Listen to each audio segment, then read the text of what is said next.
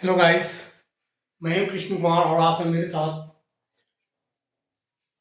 मेरे YouTube channel the Gurukul learning 772 पर। आज मैं आपको संविधान की जो अनुसूची है उसके बारे में जो एमसीक्यू है बताने जा रहे हैं। इम्पोर्टेंट रिलेशंस हैं जो आप लोग एमआरएस का पेपर आने वाला है या बीपीएससी का जो एग्जाम होने वाला है उसमें आपको ये टॉपिक काम आएगा। तो इस एक लेसन में हम जितने भी संविधान में अनुसूची दी गई है उसके बारे में चर्चा करेंगे और इसको आप 100% इस वीडियो में लर्न करने की कोशिश करो। ज़्यादा टाइम है नहीं पेपर में, ताकि इस टॉपिक से अगर कोई भी क्वेश्चन पेपर में आवे तो आप उसको कर सकें। चलो शुरू करते हैं। ये पॉलिटी का जो एमसीक्यू है, संविधान के जो अनुसूचियां हैं उससे हमने इसमें संदर्भित किया है। जो मूल संविधान है हमारा उसमें कुल कितनी अनुसूचियां थी जो संविधान सभा ने पारित किया था, मूल संविधान को, उसमें कितनी अनुसूचियां थी। अगर ये क्वेश्चन रहे तो आपको मार्क करना उस पर कि मूल संविधान में कुल जो अनुसूचियां थी वो 8 थी। पहले 8 ही अनुसूची संविधान सभा ने पारित किया था और अब जो कुल संविधान में जो अनुसूची है वो टोटल है 12। अब कितनी अनुसूचियां हैं? अब संविधान में कुल अनुसूचियां हैं 12 और मूल संविधान में कुल कितनी अनुसूचियां थी? तो मूल संविधान में कुल अनुसूचियों की संख्या मात्र पहले 8 थी। अच्छा, उससे आगे जब हम आगे बढ़ेंगे तो 9वीं अनुसूची जोड़ी गई, क्योंकि 8 तक थी अनुसूची, तो 9वीं अनुसूची कब जोड़ी गई? तो प्रथम संविधान संशोधन अधिनियम के द्वारा 9वीं अनुसूची को जोड़ा गया। प्रथम जो संविधान संशोधन हुआ था उसमें 9वीं अनुसूची को जोड़ा गया। और 10वीं अनुसूची कब जोड़ी गई? 92वें संविधान संशोधन नियम के द्वारा 10वीं अनुसूची जोड़ी गई। और एक एक अनुसूची के बारे में हम चर्चा करेंगे, किस अनुसूची में क्या क्या दिया हुआ है। 11वीं अनुसूची कब जोड़ी गई? जब 73वां संविधान संशोधन हुआ था उसमें 11वीं अनुसूची को जोड़ा गया। अब 12वीं अनुसूची कब जोड़ी गई? 74वें संविधान संशोधन जो 1992 में हुआ था इसको जोड़ा गया था।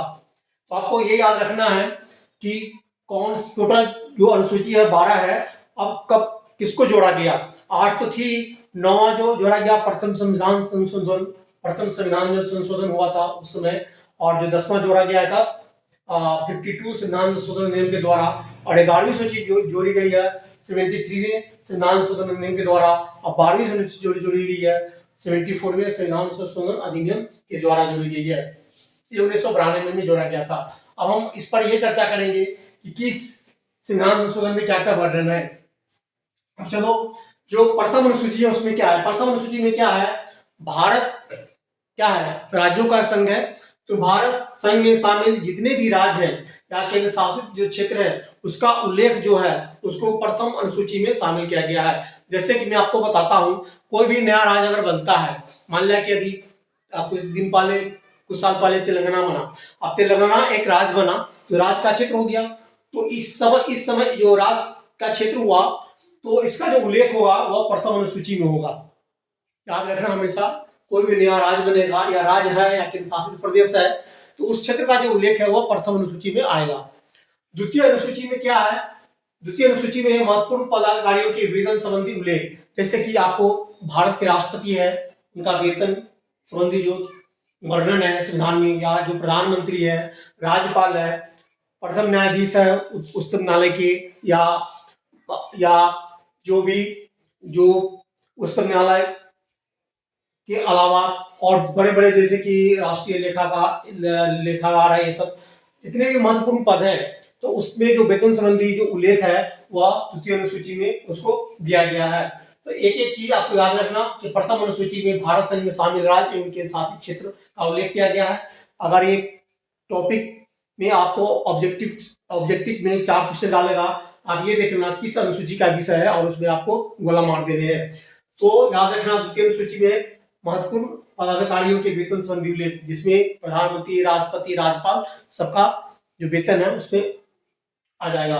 तृतीय अनुसूची क्या है? शपथ एवं प्रतिज्ञा से संबंधित। शपथ क्या होता है? जैसे कि राष्ट्रपति शपथ लेते हैं, प्रधानमंत्री भी शपथ लेते हैं, राज्यपाल भी शपथ लेते हैं। तो इस तरह की शपथ एवं प्रतिज्ञा से संबंधित जो भी वर्णन होगा वह तृतीय अनुसूची में आएगा। चतुर्थ अनुसूची क्या है? प्रत्येक राज्यों एवं केंद्र शासित क्षेत्रों के लिए राज्यसभा में स्थानों के आवंटन की सूची। जैसे आपको पता होगा कोई भी केंद्र शासित प्रदेश जैसे दिल्ली है, तो दिल्ली से अगर राज्यसभा में कितने सदस्य जाने हैं, या यूपी से उत्तर प्रदेश से राज्यसभा में कितने सदस्य जाने हैं, बिहार से कितने जाने हैं, तो इसका संविधान में वर्णन किया गया है। तो ये जो है चतुर्थ अनुसूची में आता है कि किस राज्य से, किस केंद्र शासित प्रदेश से राज्यसभा में कितने सदस्य जाएंगे, इसका वर्णन जो है वह चतुर्थ अनुसूची में दिया गया है।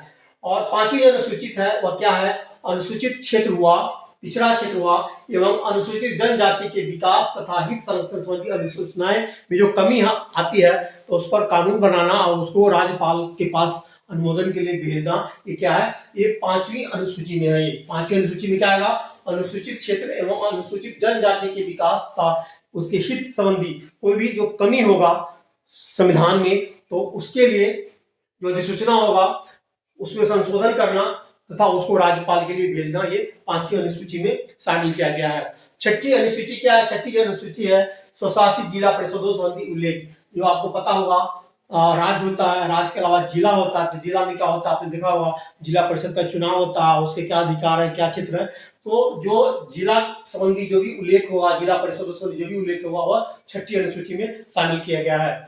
बहुत बड़ा चैप्टर नहीं है, छोटा सा लेसन है, टॉपिक है, इसमें 12 अनुसूची है और इसमें से अगर एक क्वेश्चन छोड़ दिया, अगर आपने नहीं इस लेसन को पढ़ा और एक पेपर में आ गया तो क्या होगा, एक नंबर आपका कट जाएगा। इसलिए एक टॉपिक, छोटा सा टॉपिक है, उसको अच्छी तरह से समझ लो और इसका जो एमसीक्यू है, इसको जो भी एमसीक्यू आएगा उसको आप 100% पेपर में शो हो जाओगे, तो पेपर में इसको छोड़ना नहीं है। सातवें अनुसूची में क्या है, केंद्र सरकार और राज्य सरकार के अधिकारों का परिष्करण। आपको पता है कि हमारा जो संविधान है उसमें क्या है, एक केंद्र को कानून बनाने का अधिकार है, इसके लिए क्या है, हमारा लोकसभा निम्न सदन है, राज्यसभा उच्च सदन है, इसमें कानून बनता है तो केंद्र सरकार बनाती है। दूसरा क्या है कि राज्य सरकार जो वहां पर क्या होता है, विधानसभा होता है, विधान परिषद होता है, तो विधानसभा में जो कानून बनते हैं या विधान परिषद के द्वारा पास होते हैं, दोनों के द्वारा, तो उसमें क्या होता है, सबका अलग बांट दिया गया। मतलब कि केंद्र सरकार और राज्य सरकार के अधिकारों का पृथकीकरण है, क्योंकि जो राज्य सरकार है उसको अलग से अधिकार दिया गया, उसमें केंद्र सरकार हस्तक्षेप नहीं कर सकता है। इसी तरह जो केंद्र सरकार का अधिकार है उस पर राज्य सरकार हस्तक्षेप नहीं कर सकता है। यह सातवीं अनुसूची का विभाग है। सातवीं अनुसूची में केंद्र सरकार और राज्य सरकार के अधिकारों का जो पृथकीकरण है वह सातवीं अनुसूची में दिया गया है। और आपको आठवीं अनुसूची में क्या है, आपको पता है कि हमारे संविधान में जो भाषाएं हैं, जैसे आप सीटेट भी पास किए होगे, आप टीचिंग लाइन में हो, तो आपने देखा होगा सेकेंड लैंग्वेज बच्चों को चुनने का अधिकार होता है, तो उसमें 22 भाषाएं हैं जिसको केंद्र सरकार द्वारा, संघ द्वारा उसको मान्यता दी गई 22 भाषाओं को। तो उसमें आप सेकेंड लैंग्वेज आप चुन सकते हो, जैसे भोजपुरी हुआ, मैथिली हुआ, पंजाबी हुआ, उर्दू हुआ, इस तरह बहुत सारी भाषाएं हैं। तो जो 22 भाषाएं हैं, तो भाषाएं संबंधी जितनी भी बातें होंगी वह आठवीं अनुसूची में शामिल किया गया। इस चीज को आप हमेशा दिमाग में रखना कि भाषा संबंधी जो भी टॉपिक होगा उसको आप आठवीं अनुसूची में आपको मार्क कर देना है। और नौवीं अनुसूची में क्या है, केंद्र कानून और राज्य कानूनों की सूची जिसे किसी न्यायालय में चुनौती नहीं दी जा सकती। यह एक बहुत बड़ा अभी एक टॉपिक है इस पे, जिसमें चर्चा का विषय बना हुआ है नवीन सूची। इसको आपको बताते हैं। आपको पता है कि केंद्र सरकार ने कानून बनाया हुआ है कि देश में जो आरक्षण का जो नियम है वह 50% से ऊपर नहीं हो सकता। लेकिन यह कानून किसके लिए है, ये या केंद्र के लिए। जैसे केंद्र सरकार जो हुआ, जैसे कि दिल्ली केंद्र शासित प्रदेश है या चंडीगढ़ केंद्र शासित प्रदेश है या और भी केंद्र शासित प्रदेश है, तो जहां पर केंद्र का शासन होता है वहां पर 50% से ऊपर आरक्षण नहीं जा सकता है। लेकिन मैंने आपको बताया, अभी भी बताया है कि जो केंद्र सरकार और राज्य सरकार के अधिकारों को सातवीं अनुसूची में दिया गया है, तो उसमें क्या है कि अभी जो चर्चा का विषय क्या बना हुआ है, आपने अभी सुना होगा कि छत्तीसगढ़ में जो मुख्यमंत्री है भूपेश बघेल, उन्होंने अपने राज्य में 76% रिजर्वेशन घोषित किया, 76%, 76, जबकि केंद्र सरकार ने 50% तक का ही दिया हुआ है कि 50% तक का ही आरक्षण होगा। तो या तो आपने देखा है कि केंद्र सरकार राज्य सरकार के अधिकारों का पृथक्करण है, तो नया एक टॉपिक है, उसपे 76% उन्होंने कानून बनाकर उसको 9वीं अनुसूची में डाल दिया गया है। 9वीं अनुसूची क्या कहता है, 9वीं अनुसूची यह कहता है कि अगर कोई भी राज्य सरकार कानून बनाता है और किसी भी क्षेत्र पर कानून बनाता है और उसको 9वीं अनुसूची में डाल देता है, तो किसी भी न्यायालय द्वारा उसको चुनौती नहीं दी जा सकती। याद रखना।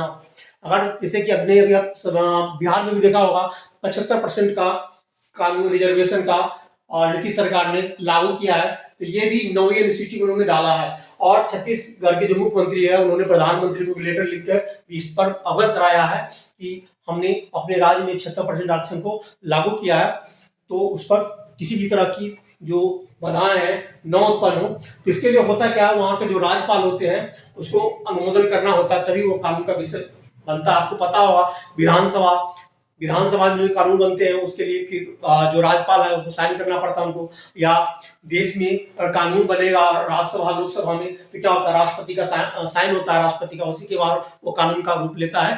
तो इसी के लिए जो आपको 9वीं अनुसूची है इसको आपको याद रखना कि केंद्र और राज्य कानून की सूची जिसे न्यायालयों में चुनौती नहीं दी जा सकती। मतलब केंद्र कानून बनावे या राज्य कानून बनावे, राज्य सरकार अगर केंद्र सरकार ने उसको 9वीं अनुसूची में डाला है या राज्य सरकार ने उसको 9वीं अनुसूची में डाल दिया है तो उसको किसी भी न्यायालय में चुनौती नहीं दी जा सकती। तो आपको याद रखना ये चीजें, केंद्र कानून और राज्य कानूनों की सूची जिसे किसी न्यायालय में चुनौती नहीं दी जा सकती, ये 9वीं अनुसूची का विषय है। और 10वीं अनुसूची अगर आपको पूछे, आपको दिमाग में रखना है कि दल जितनी भी पार्टी होती है तो दल बदल विरोधी कानून जो होता है या दल बदल संबंधी जितने भी कानून है वो सारा आप 10वीं अनुसूची में आएगा। तो जहां भी दल बदल संबंधी बात हो किसी क्वेश्चन में तो आपको पूछेगा किस अनुसूची का विषय है, तो आपको डाल देना है कि 10वीं अनुसूची का विषय है। जितने भी पार्टियां हैं सब में दल विदोल आप देखते हो, कानून कई बार क्या होता है पार्टी बनाने के राज्य में सरकार बनाने का बात होती है किसी राज्य में, तो वहां पर उसमें पार्टी गति विरोधी संबंधी बातें होती रहती है। तो ये जो विषय होता है वो 10वीं अनुसूची का विषय है।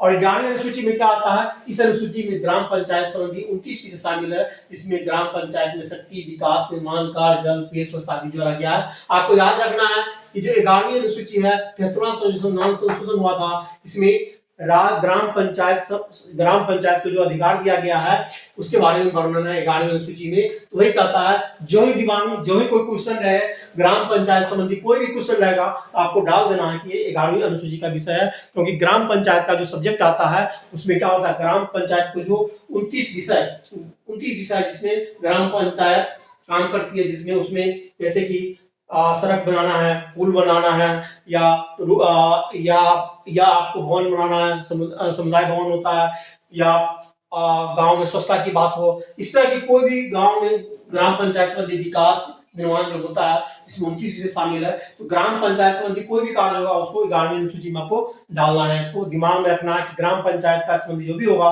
उसको वह 11वीं अनुसूची का विषय होगा। और यह हमें 73 संविधान जो संशोधन हुआ था उसके द्वारा इसको प्रतिस्थापित किया गया था। और जो लास्ट जो 12वीं अनुसूची इसको आपको याद रखना है कि जस्ट 1992 में संविधान संशोधन द्वारा पारित किया गया था, जिसमें क्या हुआ था कि शहर के जो क्षेत्र होते हैं, आपको पता है आप किसी भी शहर में रहते होंगे या नहीं है तो आप जानते होंगे कि जो नगर पालिका होता है वह शहर में जितने भी निर्माण संबंधी कार्य होती है या विकास संबंधी कार्य होती है, कोई निर्माण हो, सड़क हो, पुल हो, रोड हो, किसी भी तरह या स्वास्थ्य हो, पेयजल हो, इस तरह मतलब 18 विषय है जिसमें उसमें शामिल है। शहर में जो भी निर्माण कार्य, विकास, पेयजल, स्वच्छता, जन्म, मृत्यु, रजिस्ट्रीकरण सब जितने भी आते हैं ये सारा आपको 12वीं अनुसूची में आएगा। तो अगर नगर पालिका से संबंधित कोई भी बातें होती है जिसमें आपको 18 विषय शामिल होते हैं, पार्क सारे उसमें आ जाते हैं, पार्क का विकास करना, या जो पशु है, पशु अगर मृत्यु आती है तो उसको क्या नगर पालिका के थ्रू आदमी आती है, काट ले आते हैं, कहाँ पर सौ का धन करना पड़ेगा, इस संबंधी जो कुछ रूल बने हुए हैं वो सारे 12वीं अनुसूची में आ जाएंगे। तो ये एक चैप्टर था आपको संविधान की अनुसूची जिसका हमने एमसीक्यू आपको यहाँ पर दिया है। और इस लेसन से अगर आपको बीपीएस के एग्जाम की आप तैयारी कर रहे हो, चाहे वो आप 11th-12th के लिए हो, 9th-10th के लिए हो या 6th-8th के लिए हो, किसी में अगर संविधान की अनुसूची से कोई भी क्वेश्चन रहे तो आप छोड़ना नहीं। या अभी आप एमआरएस का पेपर आप दे रहे हो तो ये अगर आपको पहले से लर्न है तो कोई बात नहीं, अगर आपको लर्न नहीं है तो इसको लर्न कर लो। और दूसरी बात, इसको अगर आपने याद कर रखा है तो एक बार इसको अपने माइंड में लाने की आप कोशिश करो 100% की ये चीज हमारा टॉपिक कोई भी छूटना नहीं पाए पेपर में। तो ये संविधान से संबंधित जितनी भी मूल बातें जो अनुसूची में दिया गया उसको हमने आपको बताया है। और मैं कोशिश करूंगा कि अगर आपको लोग का जो पेपर है एमआरएस उसमें आपको हिस्ट्री से कुछ टॉपिक रह गए हैं और पॉलिटी से भी कुछ रह गए तो उसको जस्ट खत्म करने की कोशिश करूंगा। और इसके अलावा आपको स्पोर्ट्स में करा दिया, शायद एक और टॉपिक होगा स्पोर्ट्स में जो आपको कराना है। इसके बाद मैं शुरू कर सकता हूँ कला संस्कृति, क्योंकि इतिहास और जो पॉलिटी है नहीं, तो इसको करीब करीब खत्म होने पर है, शायद 2-3 वीडियो अब मैं शायद डालूँ इस पर। तो ये खत्म होने वाला है। कोशिश ये रहेगा कि कम से कम 15 से 20 क्वेश्चन जो मैंने आपको पढ़ाया है उसमें पेपर में आ जाए। शायद यही उपलब्धि, अभी चूंकि मेरा चैनल नया है तो इतना आपको अगर हेल्प मिल जाता है तो बहुत बड़ी उपलब्धि है, क्योंकि पेपर में 1, 2, 3 नंबर से रह जाना ही आपको देखते हैं कि उसमें छट जाते हैं तो बच्चों को काफ़ी ये होता है। तो कोशिश है कि हर टॉपिक से कुछ न कुछ आपको पेपर में देखने को मिले छोटा सा वीडियो में। इसके लिए जो हमारा चैनल है द गुरुकुल लर्निंग 772 उसको आप सब्सक्राइब करें, लाइक करें और दोस्तों के साथ शेयर करें। Thanks for watching.